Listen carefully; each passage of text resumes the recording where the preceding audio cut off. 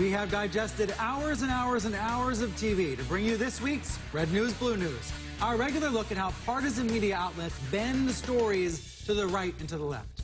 We're going to hone in on a very important topic here, Islamophobia, about how it's manifested in the media. Think of Islamophobia as anti-Muslim prejudice, exaggerated fear and hostility toward Muslims, perpetuated by negative stereotypes. And now, let's go to the tape. Tuesday, Fox News, Sean Hannity. And welcome back to Hannity. We are witnessing Muslims on the march in Iraq and well beyond, all over the globe. Chaos abounds. And here with analysis to the jihad that's raging worldwide. Jihad that's raging worldwide. This is a theme on some Fox News shows. Fox regularly hands over its megaphone to speakers who warn about the threats posed by radical Islam. What's missing is any semblance of balance. Here's an example from The Five on Wednesday. This is about Christians reportedly having to flee Iraq. Tom, let me ask you about if there is a moderate Muslim voice out there, do you think that now would be the time for them to speak up? Well, we've been waiting for some time, right? Tom is Tom Shalhoub. He's a professional comedian. He was filling in for Greg Gutfeld on The Five, and while I think he's a pretty funny guy, he's pretty much the least qualified person to comment on the prominence of moderate Muslim voices.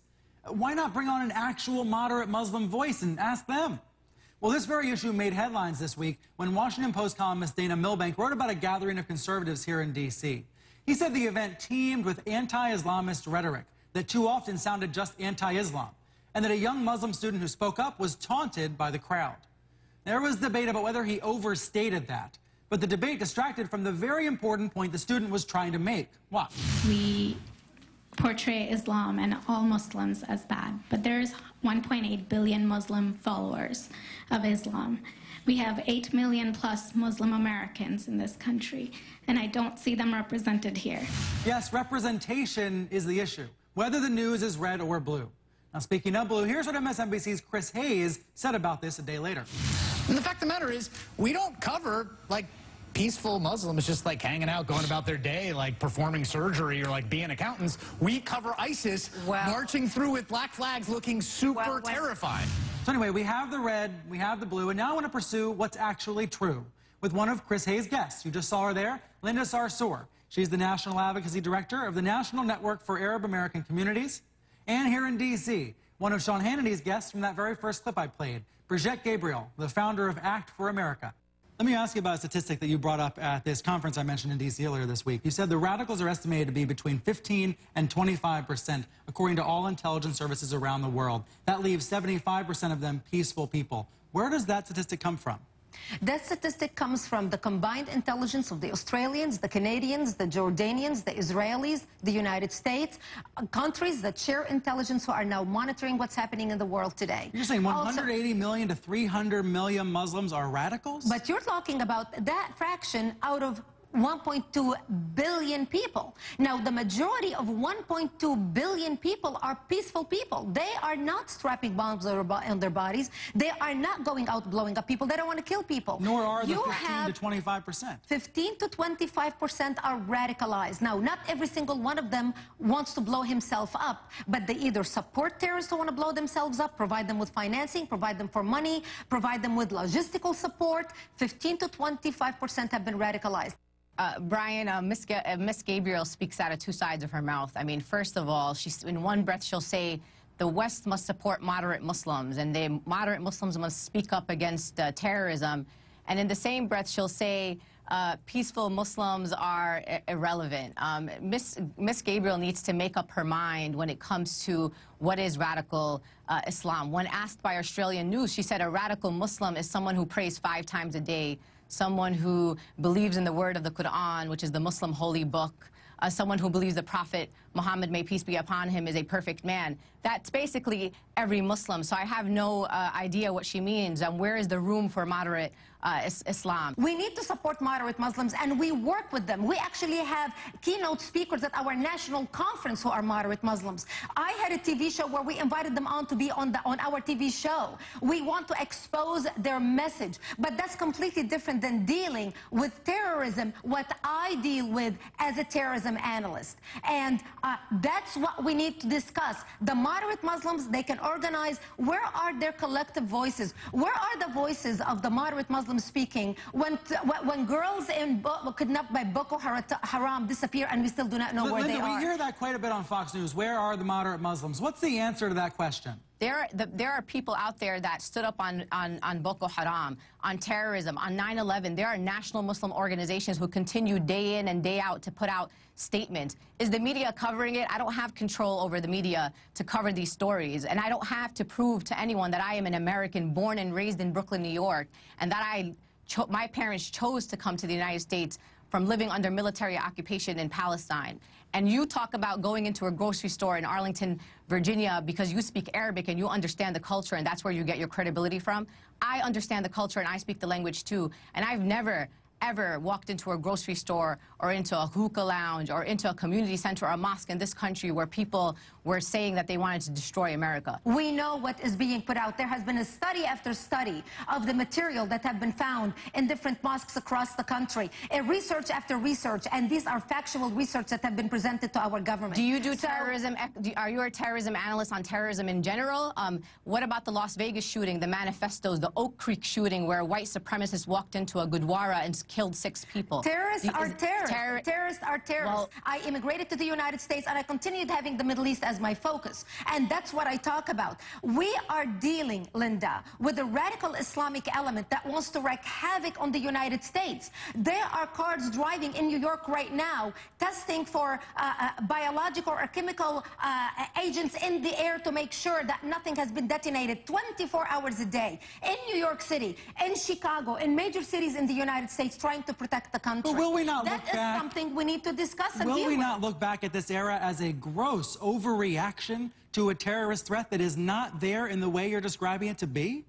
The terrorist threat has been there, Brian, for years. America has been attacked under different administrations since 1979 by radical Islamists, whether we had a Democrat or a Republican. And by people who have twisted Christianity into their own beliefs as well. I agree with you. I agree with you. There are extremists on both sides. But when you look at radical Islam, the country is safe all these years since September 11th because our great protectors and first responders and FBI have put programs in place to protect us, and they are watching over the country. That's why we are safe. Linda, do you feel there are specific examples of times where the media has fanned the flames of misunderstanding about Islam?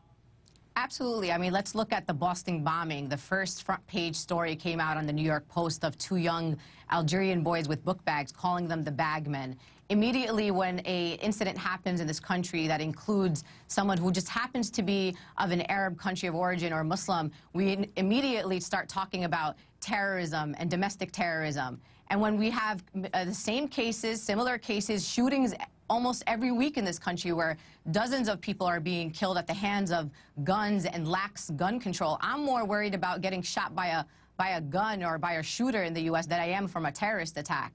The media oftentimes, including Fox News in particular, who actually does hit series on people like me for standing up and speaking my mind and practicing my American patriotism, the media does play a role in this, but it also gives, again, the platform to people who are pseudo-experts. And just because you grew up in the Middle East and just because you supposedly lived under a war doesn't make you a terrorism analyst. There are people who have extensive training in this area and at the same time can talk about very fringe Islamic terrorism without talking about Islam as a religion being a threat, the fastest growing religion in the country. And what Ms. Gabriel and her friends don't say is that many of the foiled plots that in this country have been foiled by information that came directly from the community, in some cases even the immediate family members of those who were alleged to be organizing a terrorist attack or traveling to places like Pakistan and others. We're talking about, as 2 Americans,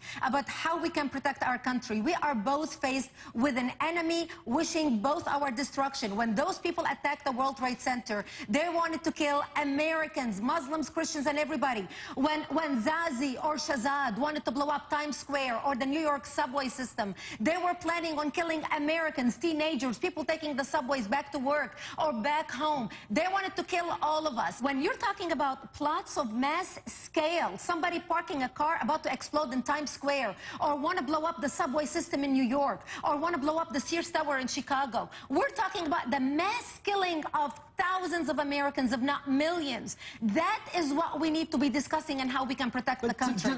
Isn't that fear-mongering? To use the words like thousands and millions, isn't that fear-mongering? The idea here is that you want to talk about terrorism, let's talk about terrorism, and let's be prepared. But let's not prepare the American people that all terrorism that happens around the world comes from the Muslim community. That's the point that I want to debate with you here. Well, is that the idea here that terrorism is a serious issue, but terrorism does not equal Islam. It does not equal Muslims.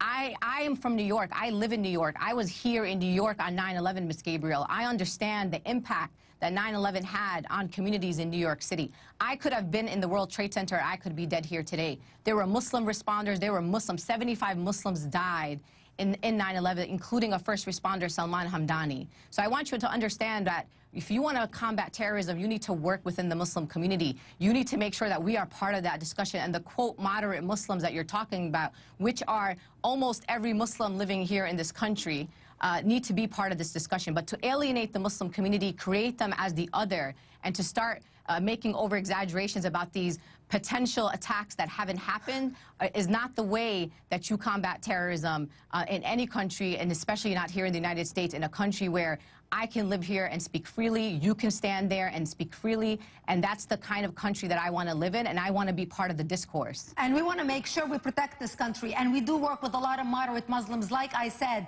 who even come and speak at our national conference. What we're talking about now, Islamic terrorism. When you're watching the news this morning and you're hearing about terrorists in Syria, in Jordan, in Lebanon, at Boko Haram, in Sudan, in Nigeria, in Chad, in Libya, I can go down the list. Every single instant when you're watching the news, it's not Buddhist terrorists, it's not Christian terrorists. Yes, there are some crazy people who commit terrorism, but right now the terrorism on mass scales, the bodies piled up, the people being beheaded, even Muslims shooting other Muslims, like what we watched in Iraq, because they did not believe them that they were Sunnis. That is barbarism on a mass scale, and that's unacceptable in civilized society. As long as you clarify and you stand up and say that the fringe extremists of any faith are only a tiny minority in the larger faith, this is what we want you to talk about. When you talk about Islam and you talk about the Quran, 1.4 billion people across the world follow the word of the Quran. You just got to make sure that you're being specific when you talk about terrorism of any faith, but more specifically, Islamic terrorism. They're not waiting to hear your opinion or my opinion. They want to kill us both. And this is why we must discuss how we can defeat the radicals who want to kill us, who are using the Quran as their source and justification for their murder. Why are we having this discussion if you and I are irrelevant? Why the discourse? Why the debates? Why the analysis? Exactly. If we are irrelevant. Because right now what we need to be talking about is how we can defeat the radicals. I'm going to wrap it there. We could go on and on, but I do have to leave it there. Linda Sarsour and Brigitte Gabriel, thank you both for joining me. Thank you. Thank you for having me.